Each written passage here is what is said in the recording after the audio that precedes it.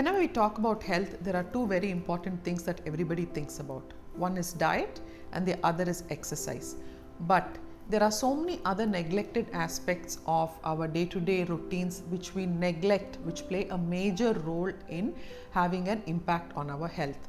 The biggest thing is sleep, which we have talked about very often. So today we'll talk about digestive health or gut health, which plays a huge role in the general health of your body.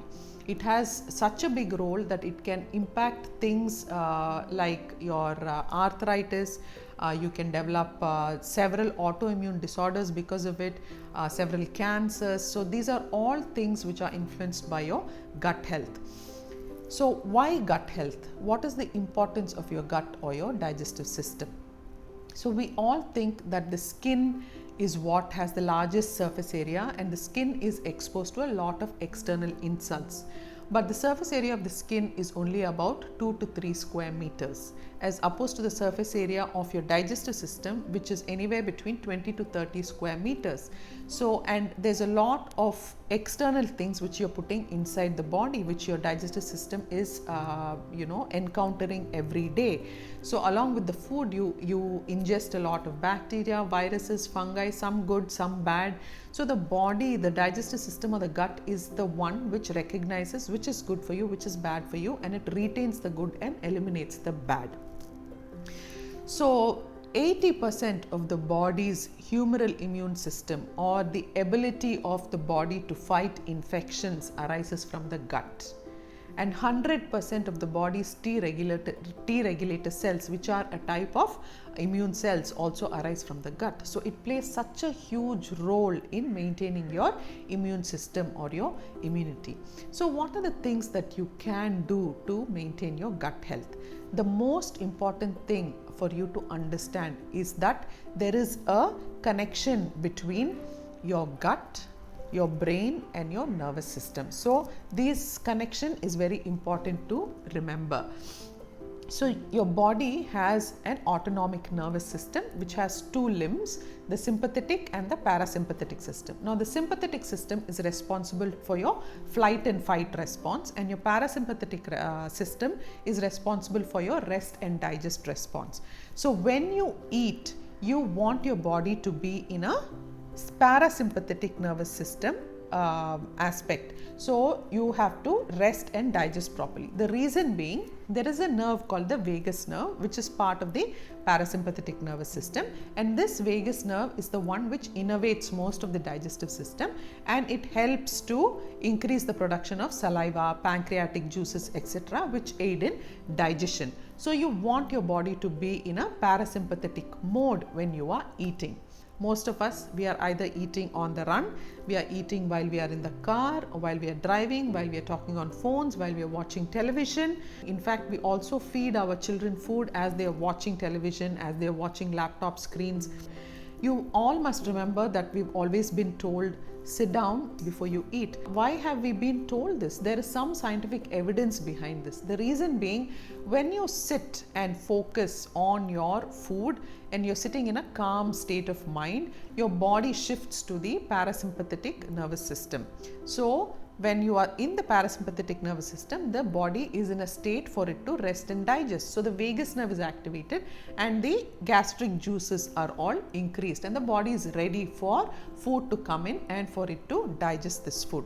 So it's very important that you sit in one place, calm, and focus on the food that you're eating. Second tip is for you to chew your food well, but commonly people generally chew about 4 to 5 times before they swallow their food. But the most important thing is you have to chew your food till it forms like a liquid inside your mouth and then swallow. This is very, very difficult to do, but the goal will be to chew as many times as you can before you can actually swallow. There is a release of certain hormones called leptin and ghrelin, which are hunger and satiety hormones. So when these hormones are released, they have to reach the brain for the brain to understand that the stomach is now full. So it takes 15 to 20 minutes for the brain to understand that it is full. So chew slowly and eat. Your brain will understand that you're full and you will know when to stop. Next time you have a meal, finish your meal, wait for about 15 to 20 minutes and then see if you can handle a dessert. By the time you will feel too full for you to eat the dessert. So this is not only good for your digestion, it is also good for your weight loss and weight maintenance. Third thing is, whenever you're eating food, maybe about 15 to 20 minutes before your meal, have a glass of warm water with a squeeze of lemon in it. So what this does is it prepares the digestive system and makes it understand that okay, now it needs to get ready to receive food, it needs to get into the digestion phase. So it prepares the body. So this is good. So don't consume cold water because it takes time for the body to bring the temperature of the cold water to the temperature of the body. So only when the water is at the temperature of the body, it can be absorbed quickly. So take a glass of warm water and squeeze some lemon in it. Next thing is, avoid sugar. I know it's difficult to avoid sugar, but at least 90% of the time try to stay away from sugar. What sugar does is it helps the growth of bad bacteria in the gut. So when bad bacteria overgrow, we end up in a situation called dysbiosis, which leads to a lot of digestive issues, bloating, gas, acidity. So this is all caused by the ingestion of too much of sugar. So avoid sugar in your diet.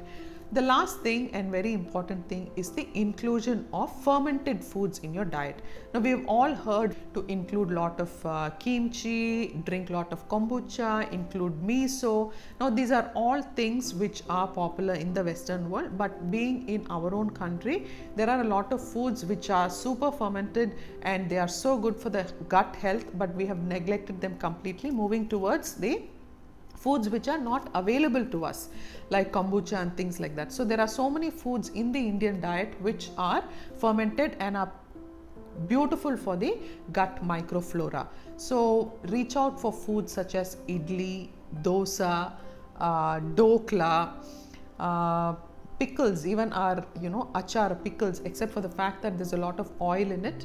Limit yourself to a small quantity. Pickles are great. Yogurt, buttermilk, lassi, these are all excellent sources of good bacteria because they are all fermented foods. The other important thing which you can include very easily in your diet, fermented food, is fermented rice. So it's very simple. I'm sure we all know it as a tradition. Most of our households, we would have seen our mothers or grandmothers do this. The leftover rice, they soak it in some water and they leave it overnight, and then the next day morning they consume it for breakfast. This is a super fermented food and something which is so simple, but it has been neglected by us in this generation. So this is something which you can include. So these are the few things that you can do or incorporate, changes that you can incorporate into your lifestyle to improve your gut health. There are a number of other things also which you need to pay attention to, but these are the basic things which you should try to incorporate in a day-to-day manner so that it improves your gut health and digestive health.